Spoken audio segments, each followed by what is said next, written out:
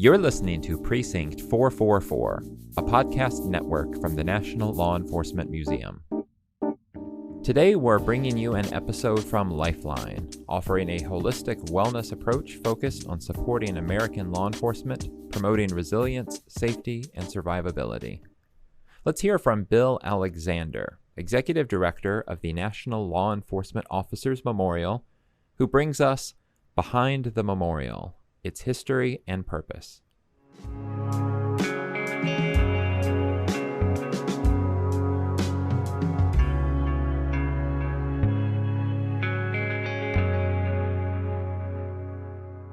I am Bill Alexander, recently appointed as the Executive Director of the Memorial Pillar of the National Law Enforcement Officers Memorial Fund. Incredibly humbled and honored to be a part of this organization, which continues every single day to work to honor the fallen and to tell the story of American law enforcement and to make it safer for those who serve. But my segment really is focused on honoring the fallen, honoring the men and women who have given everything in service and sacrifice to their country and their communities. And so just as a sort of brief recap, a high-level overview, it was in 1962 when President Kennedy then designated May 15th as Peace Officers Memorial Day each year. And then the week that followed that date would be National Police Week. So that's the mid-60s.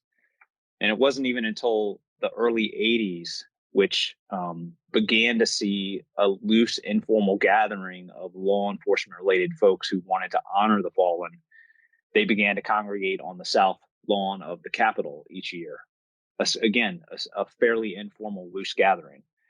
And then in the mid-'80s, Congress establishes the National Law Enforcement Memorial Fund, which started the process, our ability to collect funds and to design and ultimately build this sacred memorial, which we are sitting on now here today. The memorial is dedicated in October of '91. Then President George H.W. Bush was here to unveil the memorial. 12,657 names were on the memorial at the start of the unveiling of the memorial, which were read over the course of 24 hours. That's how long it took to read all of the names that were included in that initial push. And then every single year since then, usually in April, the process begins anew, adding newly vetted names to be memorialized on our sacred walls, followed by the annual candlelight vigil, which the beginning years in those early 90s years was held here at the memorial and has since transitioned to a much larger space to accommodate the tens of thousands of people who now come every single year, and it's held on the National Mall. And so we just concluded our 34th annual candlelight vigil, where we read 619 names newly memorialized on our sacred walls.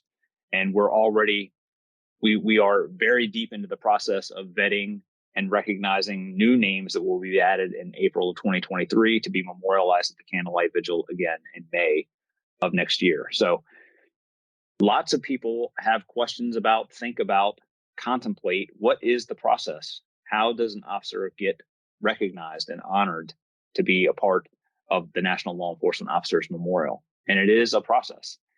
And there is some confusion out there, particularly in regards to a fallen officer, a department suffers a catastrophic event, a death within their ranks, which is incredibly stressful and really impactful for everyone associated with the agency and the community where the officer or officers have fallen. And there are a number of agencies, both federal, state, and local, which all try to operate in concert to help support the agency and the families and the co-workers. One of the most notable is PSOB, Public Safety Officers Benefits Organization, which is specific and unique to fallen officers. And there's often confusion that if an agency has begun the process through PSOB, that they will automatically be included or that information will be passed to the National Law Enforcement Officers Memorial Fund. And unfortunately, that is not the case. All of the various respective agencies, say FOP, say Concerns for Police Survivors, say PSOB, we all have separate and unique criteria in terms of what it is we will or can do for a fallen officer's family and the survivors linked to that officer. And we are unique and wholly separate from all of those other organizations, and we have our own process. Part of the process is the agency or a survivor notifying us, the memorial fund, that they are aware of an officer who has fallen in the line of duty, and they believe the officer has fallen as a direct result of his or her duties, and that they are worthy to be included on these very, very sacred walls and to be honored and remembered for all time.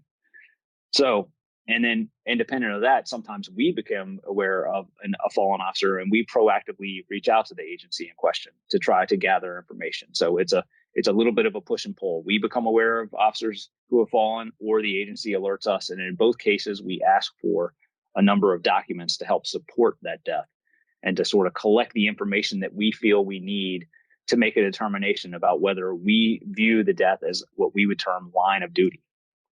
So just as an example, we send out an information sheet. We would ask the agency to fill out that information sheet, which has a bunch of information about the specific incident and the officer's involvement. We ask for a copy of the death certificate. We ask for any supporting documentation. We ask for any known media reports that might share light on how and why the officer died. And then all of that information is gathered together and then ultimately presented to what we internally refer to as the Names Committee. The Names Committee is made up of several board members from the board of the National Law Enforcement Officers Memorial Fund, almost all of whom on this committee have a background in law enforcement.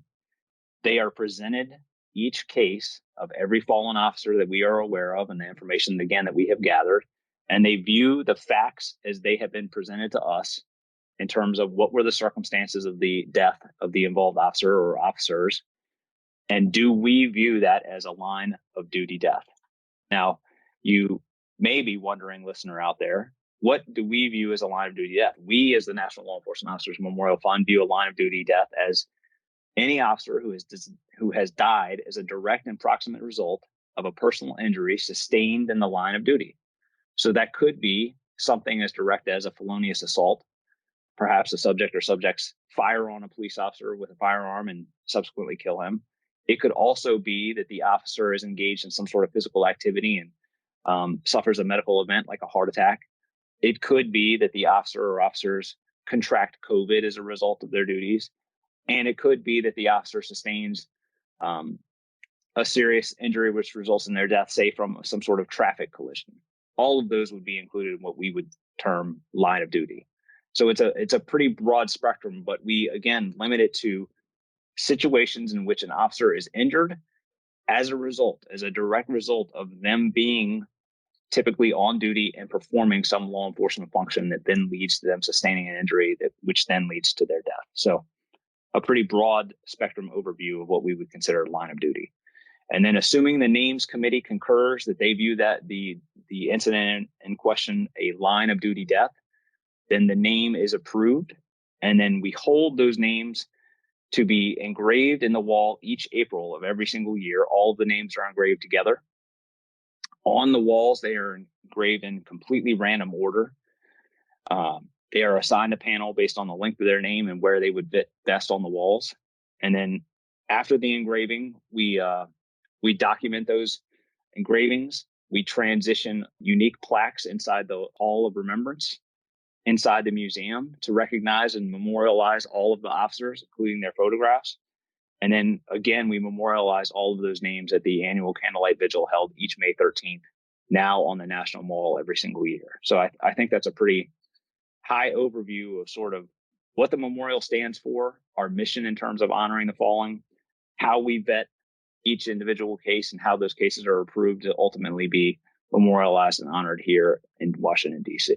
So does anyone have any questions, thoughts, additions? Bill, I think people might be surprised as to how many folks visit that memorial on a yearly basis, what types of groups and organizations or individuals may come to visit.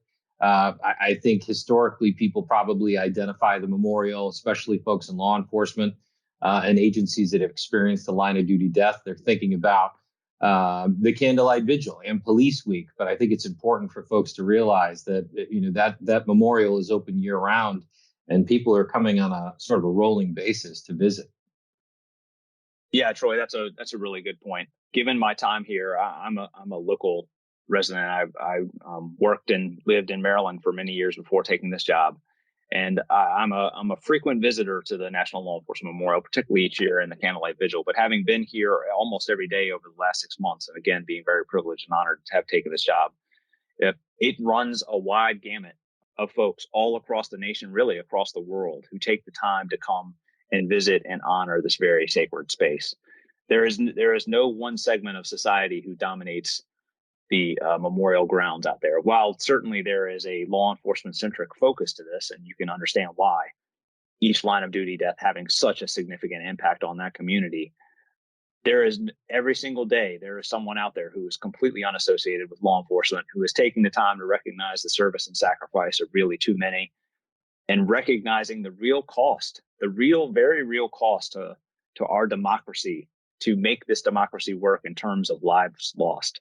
And I often see it being a very cathartic experience out there, both for survivors and folks who have no direct link to law enforcement, to walk along those sacred pathways out there and just view name after name after name, thousands of names on the walls, all representing that cost in terms of our democracy to keep us and our children and our parents and our loved ones safe in any given day. So it's school groups, it's teachers, it's plumbers unions, it's tourists from around the world. It is law enforcement centric people. It's working class people and everyone in between. All hundreds of thousands of visitors every single year come to the memorial. The memorial, which is open 24/7 every single day of the year. The public is more than welcome to come at any time to pay their respects. Once you're on site at the memorial, there are information kiosks at all four corners with very detailed books where you can find any individual officer's name, what panel they're inscribed on. And then also in those information kiosks are pencils and etching papers whereby you can go and etch one or more names to bring home with you and to memorialize in your own, in any way that helps honor that particular officer. So visitors, hundreds of thousands of visitors every single year from all walks of life. And we couldn't be more thankful to be here to help guide them and offer assistance if and when they need it as they're here.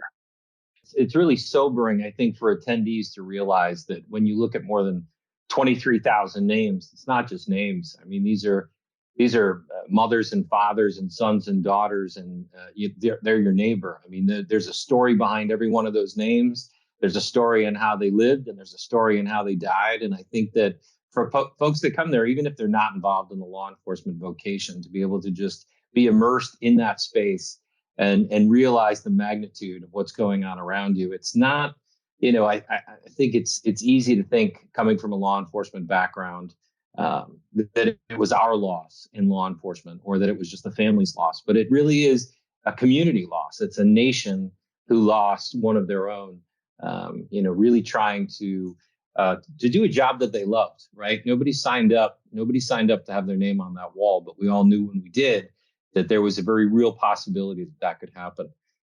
I'm a lifelong resident of Washington, D.C., and this is, if not the only, it is one of the only national memorials that is a living memorial, meaning, as Bill aptly pointed out, we're continuing to add names every year.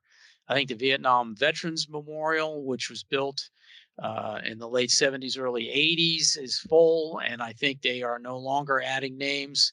But we just had to add more space onto this memorial because we were running out of room. And if that doesn't bring it home, I don't know what does. But it's certainly, I think, in D.C. and as a national monument, it's the only living memorial in the country. Yeah, Nick, that's a really good point. When they unveiled the memorial in 1991, they believed that they had space for continuing law enforcement names to be added through the end of 2100. And then over the course of the last 30 years, we have outpaced their projections by such a degree that we recently added an expansion, as you just alluded to. The expansion was just completed a year and a half or 2 years ago and has since increased the available space for about an additional 12,000 names. And even with that space now sitting here today, we believe we will get through the year 2060. So you can see that the number of officers who have died and continue to die each year is increasing over time to the point that our projections in terms of where we might have been for space for future officers who we would honor by virtue of their sacrifice has continued to diminish. Every single year, we're adding more names than we ever thought possible. And one of the most unique aspects of having that memorial on the campus where it is it's directly across the street from the National Law Enforcement Museum. So you can experience two very, very separate, but I think associated experiences by going from one side to the other. You see the work of law enforcement on one side where they're really telling the story of how it's done. And then you see the result, the unfortunate result and very sad result that can happen right across the street. Yeah, I think it's very, very sobering to walk from one side to the other. No matter where you start, the juxtaposition of the opposite side serves as a good counterbalance. One, the museum really does tell the story of American law enforcement, what it is to walk in the shoes of a modern day law enforcement professional in this country. And then directly across the street is a very visible and constant reminder for all of us is exactly what the cost is of that daily protection by law enforcement across our country. And I don't think that we can offer you and your staff enough thanks and appreciation for the way and the manner that you take care of that beautiful space. And as I walk through all the time, it's pristinely kept, and it's really an honorable place.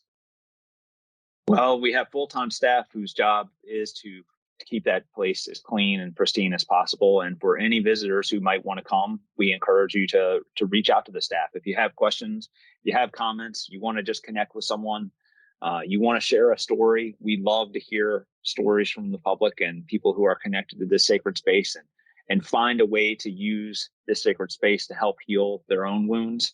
We would love to hear from them. So please, if you're on site, take a moment, reach out to the staff, ask to talk to someone inside the museum. Please come to us and share your story, because part of our mission is to memorialize those stories, to help share them in return so that every single name on these walls is never forgotten.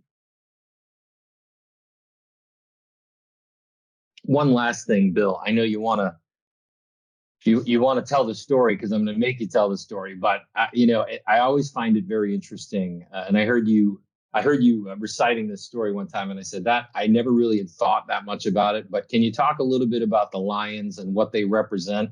Because for folks who haven't been there, maybe they don't understand the concept of why those lions are there. But for those of you who have been there, you've seen those lions, and you may or may not understand the story behind what those lions represent and how they're placed.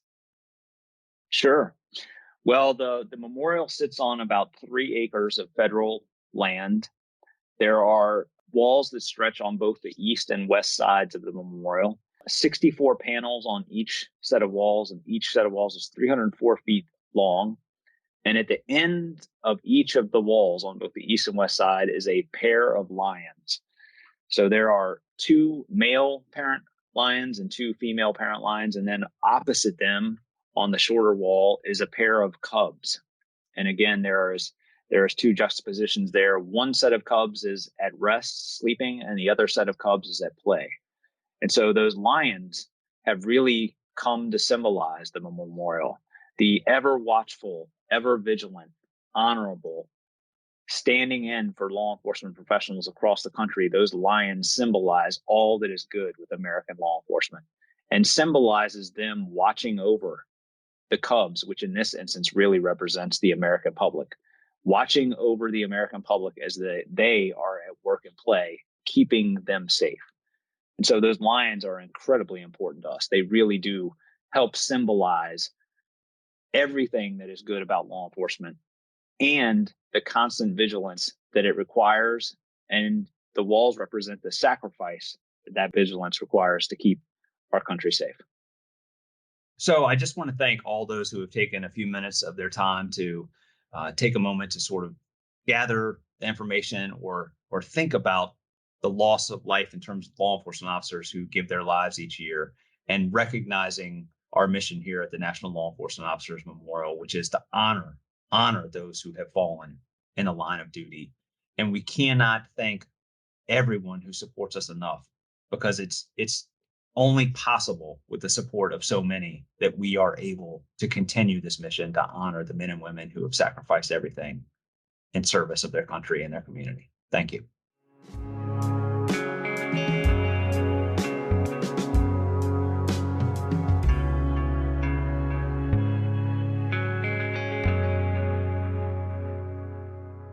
Thanks to Bill for helping us better understand the history, the role, and the processes surrounding the National Law Enforcement Officers Memorial. Thanks as well to Christopher Mitchell, our Manager of Digital Content and Strategy, for producing today's episode. And many thanks to you for listening to this episode of Lifeline, a Precinct 444 podcast from the National Law Enforcement Museum. We hope you enjoyed this episode and will join us again for more content from Lifeline. Please subscribe to Precinct 444 on your favorite podcasting platform to stay connected and to receive our latest content as soon as it drops. And we would love to hear from you. Send in your questions, comments, and feedback to precinct444@nleomf.org. You can help us make our content even better. The National Law Enforcement Museum is located at 444 East Street Northwest in Washington, D.C., and is dedicated to telling the story of American law enforcement. We expand and enrich the relationship between law enforcement and the community through educational journeys, immersive exhibitions, and insightful programs. Find us online at lawenforcementmuseum.org. Until next time, stay safe. We'll see you at the precinct.